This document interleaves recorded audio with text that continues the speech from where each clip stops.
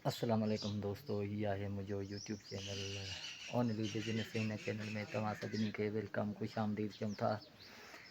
असांजे हिन YouTube channel ते रोज़ बरोज़ तमामु बहितरीनु वीडियोज़ तव्हांखे ॿुधण लाइ मिलंदा आहिनि, जंहिंमें बिज़नेस जे बारे में तव्हांखे असां ॿुधाईंदा रहंदा आहियूं त जेको बिज़नेस आहे उहो कीअं कजे ऐं उन मां जेको परफेक्ट मुनाफ़ो आहे उहो कीअं कमाइजे। हर वक़्तु तव्हांखे लाइव प्रोग्राम में ऐं लॉन्ग वीडियोज़ शॉर्ट वीडियोज़ जे ज़रिए आगाह कंदा रहंदा आहियूं।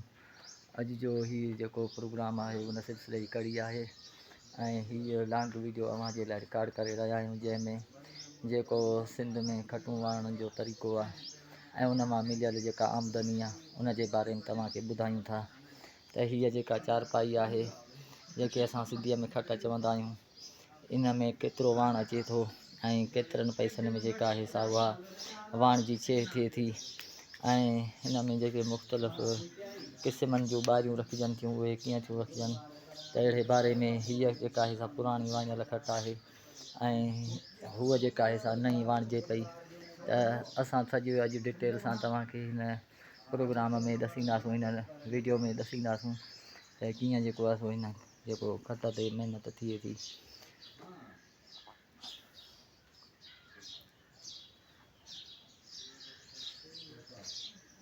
हिन खट ते ही ॿारियूं रखण में जेको आहे सो ही मिठा खां लिजारी तमामु माहिर आहे ऐं हीअ खट केॾी शो करे थी। तव्हां ॾिसो हिन मां जेको आहे सो हीअ खट घणे हिकिड़ी वाणी थो तूं 2000 रुपया।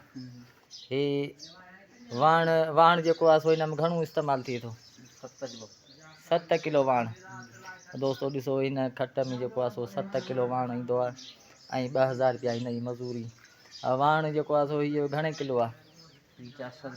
400 रुपया किलो। 400 रुपया किलो जेको आहे वाण ऐं 7 किलो वाण फी खट में अचे थो ऐं ही तमामु बहितरीनु हलाल जी रोज़ी करे थो ऐं तमामु बहितरीनु कारीगर आहे ही ॿारियूं रखण जो माशाअल्लाह।